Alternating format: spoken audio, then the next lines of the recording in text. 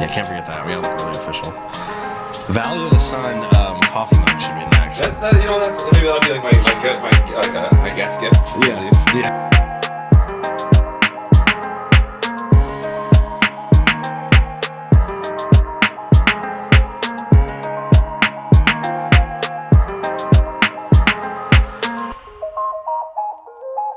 All right, welcome to the Valley of the Sun, SunDay Scaries podcast. I am here with our very first guest ever, and because I am so vain, I made sure that the very first guest we ever had the same name as me.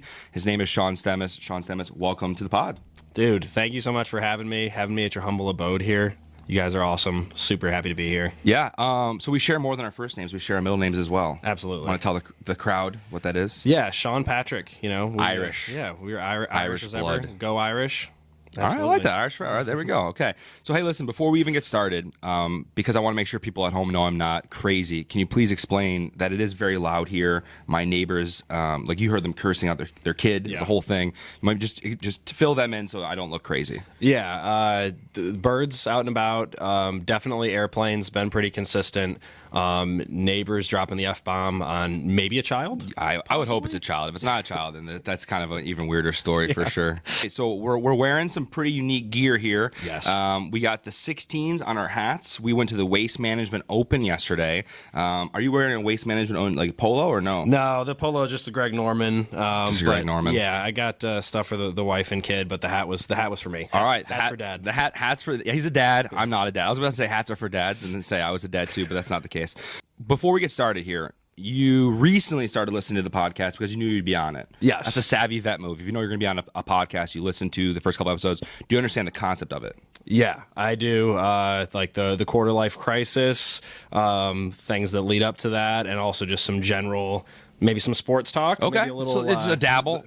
Yeah, a little looking at social media. Okay, I like seeing that. What's up? So I did my homework. All right, that's I came good. Prepared. I like to hear that. Okay, so let's get down to brass tacks. We're going to recap going to the Waste Management Open, okay? And I'm going to turn it over to you and see where you want to start with this and just kind of take it from there.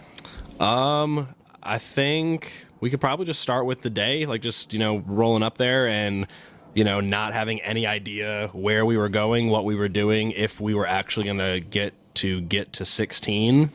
And yeah. So the 16th hole, just so everyone knows, is a hole. It's like a par 3 course that was designed with a huge stadium around it almost. So you're seeing, and that's why we Boom. See, that was a new dog. I'm just gonna take a quick break here.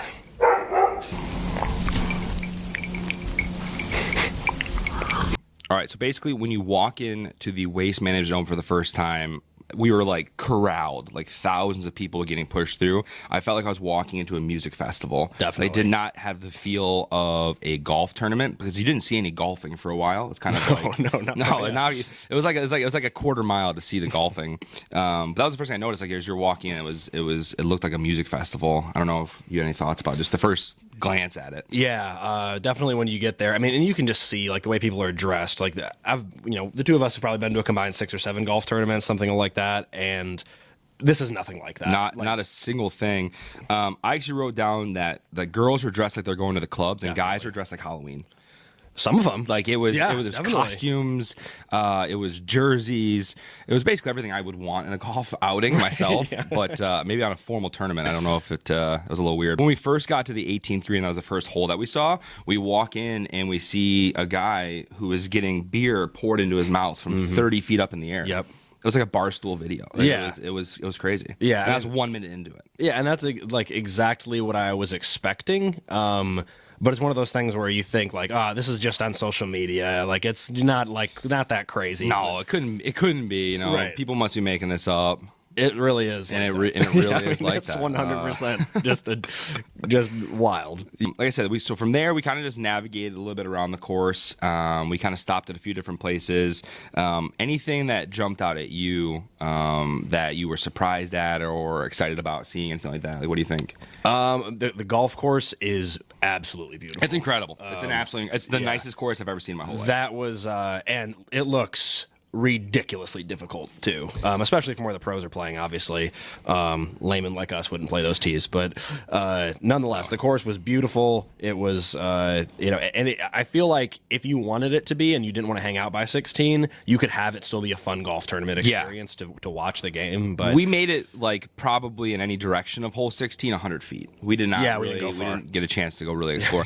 I thought it was insane too. Like when you're thinking about golfing and how hard golfing is already, and you have hundreds of thousands of people on both sides of the fairway, like the intimidation of just like seeing all those people. Had I been one of the golfers, I would have killed someone with a golf ball. Like, not even a question.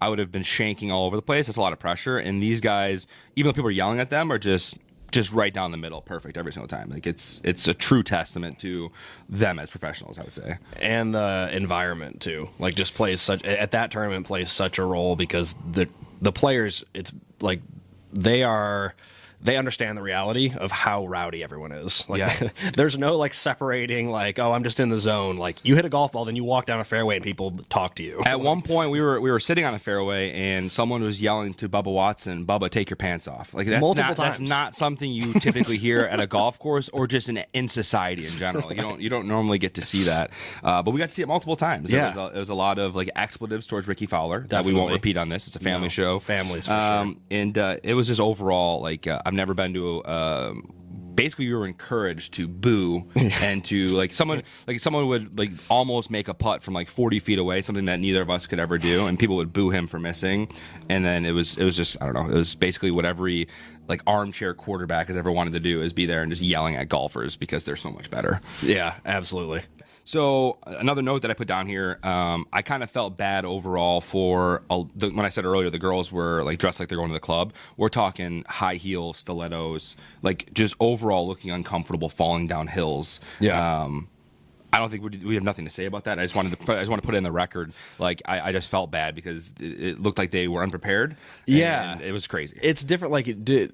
I don't know if they had like the correct expectation for what this was going to be. Like I think, or they had the perfect expectation for what it was going to be, but just overall, like the landscape's doesn't support your conducive. Yeah, because like there are many holes where right next to the hole there are people. There's music bumping. It sounds like you're in a club, and like there's heavy bass, and people are trying to golf right next to it, and there's dancing, and people are going hard. So I guess technically they are dressed correct for it. But when I see someone trying to scale a hill and they're wearing high heels, it just you're in a bad way. It's a little bit surreal seeing some of like the outfits that go to this from both men and women, and then it's also a golf tournament with some of the greatest golfers on the planet. There are probably half the people at this tournament that didn't see golf. No, not a chance. Like once you got into, and we'll talk about this in a second, but once you got into something as prestigious as the Kiva Club, you just didn't leave, and you kind of forgot about the golf thing because you were dancing and getting drinks and shots and all that stuff, which is pretty crazy. So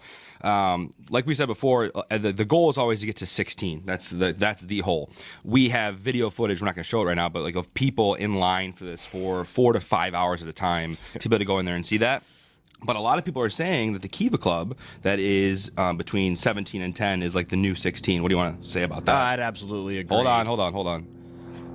Plane. That could be a helicopter. Yeah, it's a helicopter. Oh, it's a chopper. It's so loud. Like it's like I'm just glad somebody's here to like realize that I'm not a crazy person. They can really come right over your house.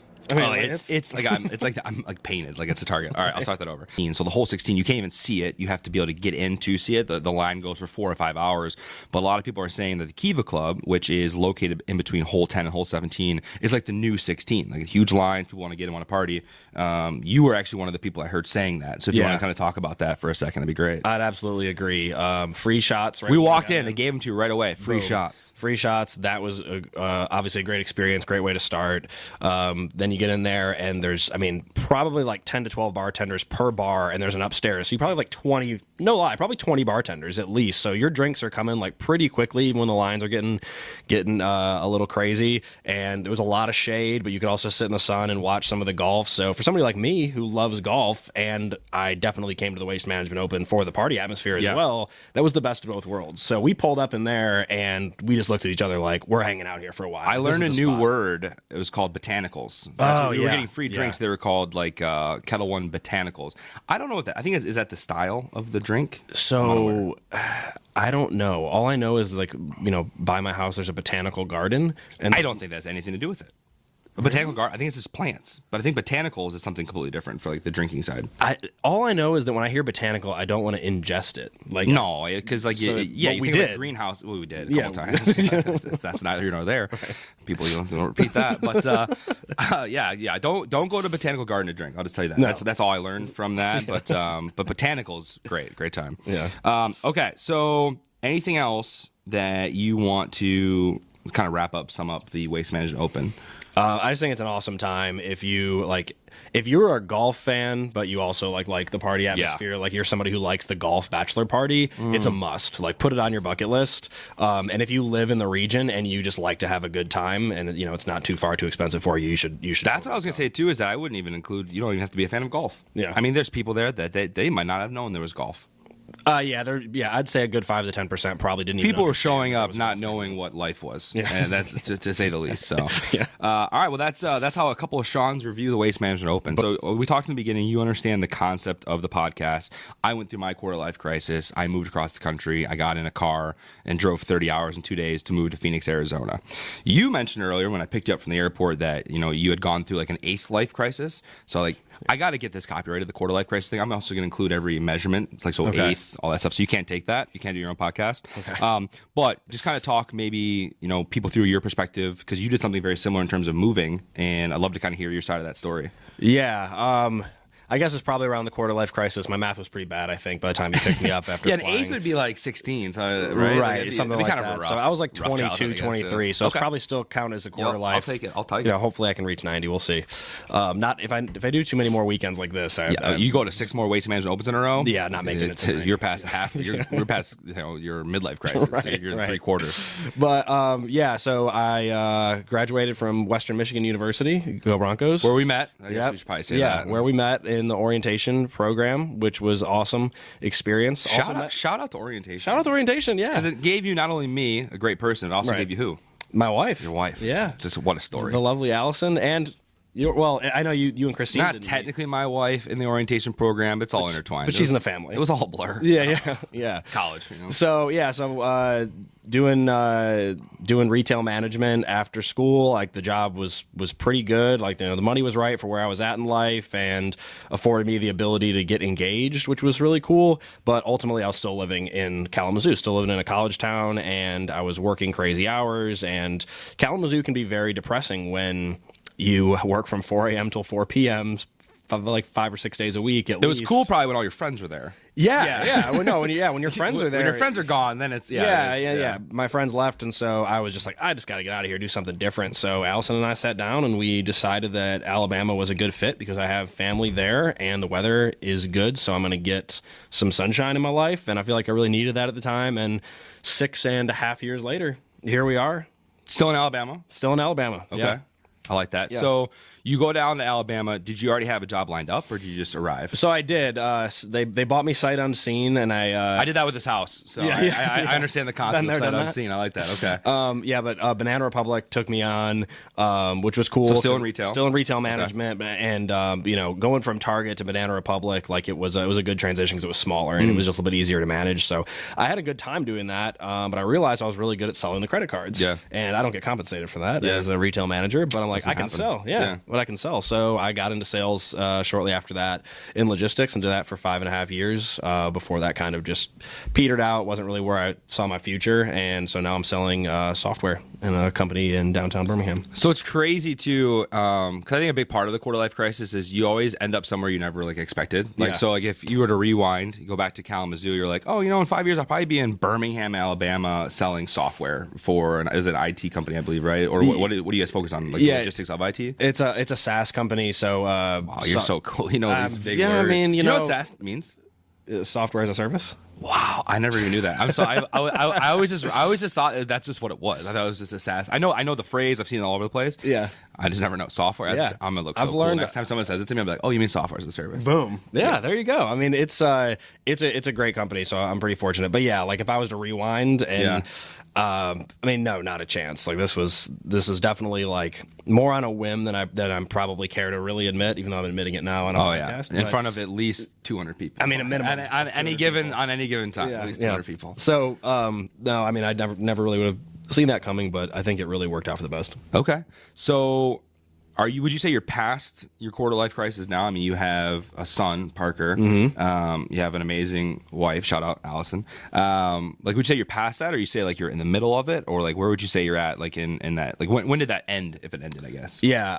I think it ended with the birth of Parker. I need to write this. I need to write this down because I'm going take through. I notes. didn't know when. All right, have child. Yeah. All right, got it. Yeah, I wouldn't. Yeah, I don't think that's definitely the case for everyone. But for me, like the quarter life crisis was a lot of like I think some of the things like you probably have talked about was just like, where am I going? Like, what's my direction? Like, what? Yeah, like money's cool, but like, what's the point? Yeah, you know, like like you mentioned on our car ride, you're like, the money's cool and everything, but what you have now is the flexibility to be able to take your son to school, and you get a lot more of the fulfillment piece. You're out here in Phoenix, the Waste Management Open. Some places won't even let you do stuff like that, So yeah, I wonder if you're gonna pick up like a midlife crisis. Do you think? So I think it's definitely possible. Though not ruling anything out. Put it on the agenda. Pencil it in for about pencil it in. 10 years from now. I'll have you on another 15. We'll see where you're at. Yeah, I mean, it's definitely possible. And I think for me personally, it's because my 20s were working, getting engaged, getting married, moving across the country. And, that was really what I focused on. I didn't have what we did this weekend, like I have not done much over the last 10 years, at least not much in compared to a lot of people, a lot of my friends. See, when I'm going through the crisis, I do this like every weekend to try and escape, and then you wake up, you're like, oh man, what a disaster. Yeah. So. But hey, it'll be good. By the time you reach your midlife crisis, these will be great memories. I mean, I'll be really experienced at crisis at that point. It's like crisis management. Put it on your LinkedIn profile. That's going on my resume, and they're gonna be like, "What is your crisis management?" I'm gonna whip this podcast out. We're see how it goes. Well, I'm glad you're at least past the quarter life. I'm going through it. I'm hoping that I get out unscathed. It seems like you did pretty good. All right, so as we transition here, and I look at what is trending on Twitter, it is Super Bowl Sunday, and that means that the Super Bowl is trending more than anything out there. So let's dive into the Super Bowl. Let's do it. We're going to cover the Super Bowl with someone who's not a real diehard NFL guy right now. This is true. And that is you. Mm-hmm. So give us your hot take. Where should the money be tonight for the game? It's 4:00 in Arizona, if you're wondering. That's when the game is. So it's not like nighttime even. I love the schedule. Growing up, both of us growing up on Eastern time, like everything starts so damn late. It's the Super Bowl would end at like midnight. Right. It's really cool to move back a time zone or two and get that little bit of time. But as far as my take on the game, I'm just a casual NFL fan now, so Patrick Mahomes is the name, and in my experience, I usually want to go with the best player on the field. And Patrick Mahomes, in my opinion, I think most people's opinion, will be the best player on the field tonight. So I'd roll with the Chiefs in a close one. So if it was like a heart versus head thing for me, like in my heart, I want the Chiefs to win. I really do. I want Andy Reid to get a Super Bowl. I want Patrick Mahomes to kind of, like you said yesterday, we were done with like the Brady, Breeze, Manning era. So ready for that to be over. We want Mahomes to kind of kickstart this off. But if I have to pick with my head, I just think that with the defense, I always pick the best defense versus the best offense in that matchup. I think the defense for the 49ers is absolutely insane. They, just top to bottom, their line is so good that they have the least amount of rushes without 4 people. So they have only their lineman rush, and like that's really hard to do. Like they get enough sacks. So they don't blitz. They don't blitz anybody. They it's insane. They have the defensive player of the year, which is Nick Bosa. So like you have that going for you, and they have a good run game. And I just think that when it comes to the playoffs and the Super Bowl, I feel like that usually is what takes you over the edge. So I'm curious to see how it turns out. But that's your take. So you're going Chiefs. I'm going 49ers. The line is like 1.5. So it's kind of like pick 'em. It's like coin flip and see how it goes. So yeah. All right, so we'll get this thing wrapped up. I want to thank you for swinging by. Last thoughts on just Phoenix in general? Like, what do you think? This is a very cool place. Definitely wish I had like 3 or 4 more days to explore, hang out with you guys, make sure that as long as it's not at the Waste Management Open for 3 or 4 months. Yeah, that wasn't that. Yeah, I'm good with my 12 hours. There. Yeah. If we were like, hey, we could make it back today, we would just park it in a hole and chill. Oh yeah, I'd be like in a chair. Yeah, maybe sip a couple beers and that'd be for about it. Sure. Come home and fall asleep around 4 o'clock. 100%. Well, we can't. Super Bowl song. If we can get home for a pregame nap, Full nap for the game. Okay. So overall, you like Arizona. Well, I wanted to thank you for being the very first guest on the podcast. Yeah, thanks for having me. Huge. On the off chance this gets really big, like you'll be super popular in a couple of years. Yeah. See how it goes. Yeah. At Beham Boxing. Oh, on Twitter. I forgot. Shameless you're a big box guy. self-promotion. Say it one more time so write it down. At Beham Boxing on Twitter. Go ahead and give me a follow. Approaching 500 followers. He is a big deal in the boxing game in terms of Huge Twitter. I don't know how many people do the Twitter boxing, but if he's one of three, I mean, he's a top three guy, you know. So Right, exactly. if you love boxing, get out there. He's got some great takes. He'll get some good arguments on there, and I'm even gonna follow it. So Definitely. Well, I appreciate having you on. Thanks for having me. Very excited. Listen, obviously we did it in a little bit different location because if you shoot where we normally shoot, the sun is directly in your face. We came underneath our recently built pavilion. I'm excited to kind of keep going with the guests, and thank you again, Sean, for being on here. And as always, welcome to the Valley of the Sun.